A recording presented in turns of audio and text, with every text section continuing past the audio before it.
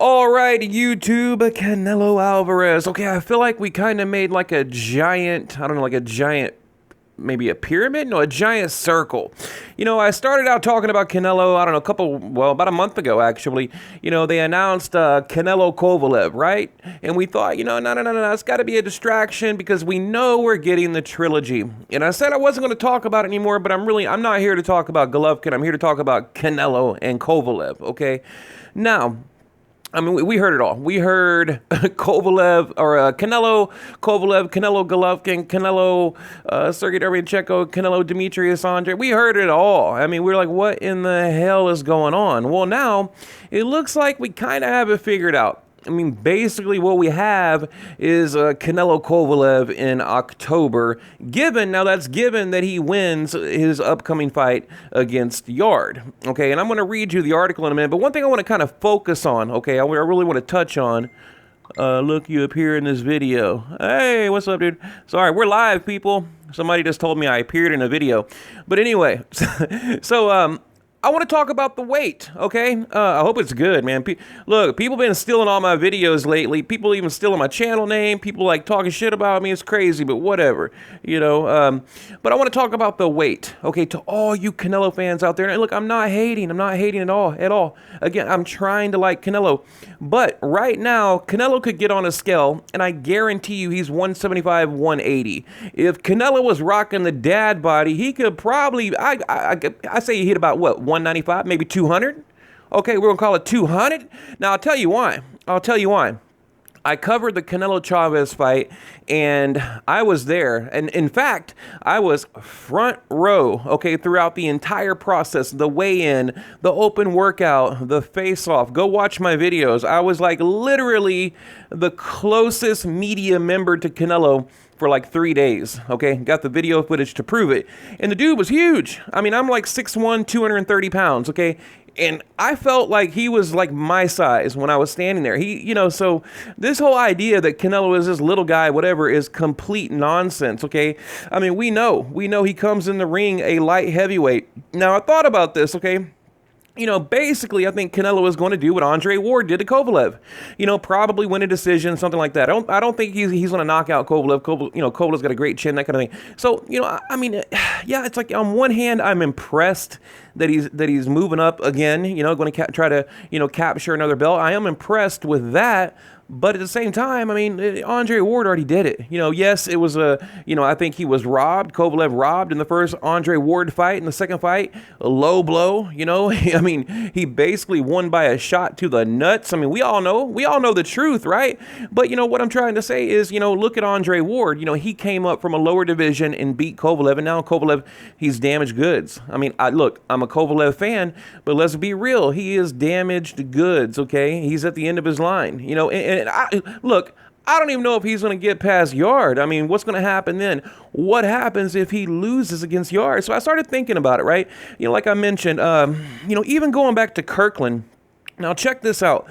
I told you guys I covered the Canelo Kirkland fight, okay? And it was a stipulation that Canelo or Kirkland could not use Ann Wolfe, his trainer. Now, this is off the record. I was told this by Ann Wolfe herself. She was there after the fight. We talked, and Golden Boy basically said, look, we don't want Ann Wolfe to coach Kirkland because they had turmoil, they had beef. Every time I say beef, you know what I'm thinking of. They had issues, right? They had issues. So he had a different coach, different trainer. Kirkland been out of the ring for 2 years, and back then, Demetrius Andre wanted to fight Canelo, but Canelo was ducking Demetrius Andre and took a guy, pulled him up for another division, weight drained him, the whole thing, right? Been out of the ring 2 years in Kirkland. Okay, that's who we're talking about right now, Kirkland. And again, I was right there. And then I thought about, okay, Miguel Cotto, past his prime, old, that kind of thing. Amir Khan, do we even need to talk about Amir Khan? Amir Khan, come on, he had what, like 2 fights at welterweight or something like that, or 2 or 3 fights at welterweight. He's a career light welterweight, fighting a guy that's essentially a light heavyweight. Okay, so I don't know. So this leap to this leap up to light heavyweight, I'm not really that impressed. But stylistically, I think it'll be a cool fight, right? Now, I kind of thought about it last night. I was like, what what if Gennady Golovkin just didn't exist, right? Like we only know who this guy is. Yeah, I think it would change the dynamics of things in the conversation, right? It'd be like, yeah, okay, that's pretty cool. He's moving up, but and I never really fault a fighter for moving up as long as there isn't, a rehydration clause, and they're not going to do like a catch weight or nothing like that, because Canelo is more than capable of making that weight. And what is up with this shot right here? Can anyone please explain that to me? Like what the hell is in that dude's pants? Because it ain't natural, whatever it is. I guarantee you that. So I'm going to get it off. This is weird.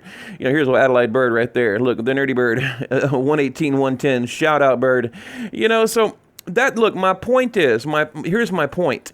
It's kind of like trickery. It's sleight of hand, right? It's like, okay, look, hey, I'm moving up. I'm fighting the big bad boogeyman at light heavyweight. How can people hate on that? Because, well, he was. Now, if he would have fought Kovalev in his prime, then, I'd be a little bit more impressed, right? I'd be a little bit more impressed with that. And then I'm looking at the body change, as you can see right here. I mean, what is up with this body change? It's so dramatic that it's hard to not kind of raise an eyebrow. I mean, is this a dramatic? I mean, look at Canelo right here. This wasn't long ago. This was right here, 2015, not long ago. It's just a dramatic body change. And you see here, I mean, look at the back. I mean, you can see the veins popping out and things like that. So, I don't know. It's actually shocking to me to look at Canelo because, like I said, I've been next to him, and the dude is big. He's a big dude, okay? He's wide, and I believe, I want to say realistic, he's about, what, 5'10", maybe 5'10 and a half, that kind of thing, so, yeah, man, it's, I don't know. So, like I said, I'm kind of excited for the fight, to be honest, but then on the other hand, I don't know. We'll see. Like I said, he's got to get past Kovalev or Yard, and what are the stipulations going to be? Or is it going to be well, we know it's going to be in Vegas, so probably a decision win for Canelo, because I don't think he's going to stop Kovalev. I highly doubt it. But again, going back to the resume. Okay, Julio Chavez Jr., we know that was a catch weight. There was like a $1 million per pound penalty in that in there. Okay, Gennady Golovkin, the original fight was a draw. We know Golovkin won. The second fight, was a lot closer, but then we move up to Rocky Fielding, right? And again, Canelo looked really big. I think I have a picture of, where is it at? Yeah, right here, the weigh-in. Okay, so you see, I mean, he looks good right there at damn near 170 pounds. So, I don't know. I'm just tired of all these Canelo fans talking about, that Canelo's like this little guy moving up. No. He's never been a little guy moving up. Canelo, I mean, look, I think, honestly, I think he should be at light heavyweight, right? I think he could be competitive at light heavyweight. I mean, the only thing he has really going against him would be the height and the reach, because we know guys at light heavyweight, they're a few inches taller and the reach, they got the reach advantage and that kind of thing. But does it matter? I mean, take any division. Look at Sean Porter in the welterweight division. He's the shorter, smaller, or he has all his opponents have the reach advantage over him. So I don't know. I mean, when you think of it about like that, I think he could be very competitive at light heavyweight. So. But yeah, going through Daniel Jacobs. I mean, look at that fight. I mean, it was boring, honestly boring. I think Golovkin beat Jacobs way worse than Canelo. But as far as the trilogy goes, yeah. Here, let me read something real quick, and I'll probably end it here. I just want to kind of talk for just a second here. You have quotes now. Basically, you have Kovalev, right? Kovalev, his manager, Klima, saying, if he wins, it's a guarantee. If Kovalev beats Yard, it is a guarantee we're going to fight Canelo, right? Right here, Canelo has stated he doesn't want to fight anybody else. He wants to fight Kovalev. He's waiting right now on the fight result. Okay, so you have basically got Canelo waiting to see what happens. But again, what happens if he loses? Like, then, what's he going to do, right? And then, let me see right here. If you put him on a scale right now, I don't think he's less than 175. I'm more than sure he's eating healthy and will be much stronger at 175. Okay, this is what Klimas is talking about. Where did he say it? It's up to Alvarez, winner of a Golovkin, blah, blah, blah. He made a comment where he's talking about, they've already started the negotiations, and I know they sent Canelo this like BS offer. He laughed at it, but apparently they sent him a real offer and said, look, if you win, Kovalev, if you beat Yard, you get Canelo in October. Okay, now that is disappointing if you do want that trilogy. If you do want that Gennady Golovkin trilogy, it's highly disappointing because what does that mean? What does that mean? That means you're going to get Golovkin in 2020. Like I said, I've been telling you guys, I think it's going to be, who knows, somewhere in 2020 if it ever happens. But what I think is going to happen is Golovkin's probably going to lose, right? I think he's going to fade out. I believe Gennady Golovkin is at the end of his rope, and they know that. Okay, they know he's got a shelf life. Every boxer has a shelf life, and Golovkin he's on a time clock, right? He's in the home stretch right now. His time is running out, and they know it. So I think it's probably going to be a situation like that. Where you basically have an older, washed-up fighter in a trilogy that's just there for a payday. And that's unfortunate. It is, because it's killing boxing. I read a great article, talking about, how Canelo is killing boxing. Because right now, look, let's be honest, boxing is in his hands.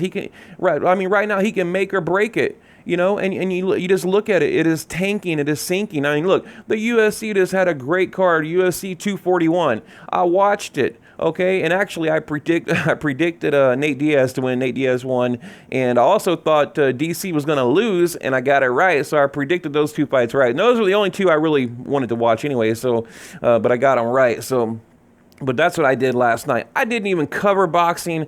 I didn't think about boxing. I was all about the UFC last night. And why? Because I'm just getting tired of boxing. I mean, it's hard to do this. I mean, do you guys realize that I can make a UFC channel and probably have 20,000 subs in less than a year? I guarantee you I could if I wanted to. I can make a YouTube channel about making movie reviews or what the hell ever, politics, you name it, and probably be damn good at it, because boxing is getting harder and harder and harder to make it, because it's dying. It is literally dying. And look, something needs to happen, and it needs to happen quick. It needs to happen quick, because we needed that it's like boxing is on the table, and we needed those shock pads, boom, at flatline, and that was the trilogy. That's what everybody wanted. Or we needed something like a Deontay Wilder and Anthony Joshua, something like that. Or maybe like a Loma versus whoever. Like,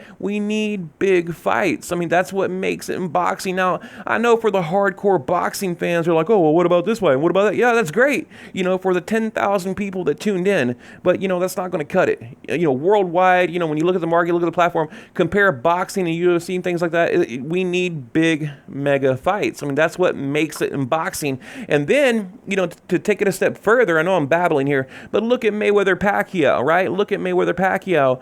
That was like the nail in the coffin. That was the nail in the coffin. And now, we have Golovkin-Canelo. What is going to be the next rivalry? Okay, because we thought after Mayweather-Pacquiao, it's over. There isn't ever going to be a rivalry this big, and now there is. You have Canelo Golovkin, but it's on a timeline. It is on a timeline, and time is running out. I would predict the latest we could get the trilogy, and it would still hold, some kind of meaning, would be early 2019. Okay, it would have to be, what would that be? Cinco de Mayo, whatever it is, in May. I believe May. When does Canelo fight? May, Cinco de Mayo, and in September. I forget. In September, I believe. It would whatever that early date is in May. Okay, it would have to be 2020 on that date, guaranteed. Huge build up, huge promotion, world tour, tons of hype. We need somebody like, pushing each other on the stage, some good highlight video. It would have to be like that, right? It would. And have you also noticed, let me end it here. Have you heard any advertising for like DAZN? It's kind of like they're fizzling out. Okay, they're fizzling out a little bit. Come on, $20 a month for what? $20 a month? Look, you can get Netflix and HBO and Showtime combined for $20 a month. You can get Netflix and Prime videos from Amazon. That's a lot. I'm just saying, it's not a lot of money. 20 bucks is nothing, but I'm trying to say, like, you know, in today's market, you know, comparatively speaking, $20, you can get a lot for $20. I mean, ESPN Plus, I believe, is like $5. Correct me if I'm wrong. I think I paid 5. You know, so I don't know. So for them to ask $20 and they can't live up to their promises, you know, I don't know. And again, I think it's highly suspicious and highly odd. We haven't heard anything out of them. Like I used to get bombarded with, you know, DAZN this, DAZN that, you know, free trial here. Don't forget this, don't forget that. I haven't heard, like, do they even exist anymore? Right? I have no idea, because I told you guys, I literally unsubbed from DAZN. I did. I shut my app down, shut my account down. I canceled it. I'm done with it. You know, unless they put on a meaningful fight, I'm not going to support it. So I don't know, guys. What do you think about Canelo Kovalev? Am I wrong? Am I off? I mean, what do you think? So, like I said, given if the Golovkin situation didn't exist, I would be much more excited. Let me put it that way. So what do you guys think? Leave it below.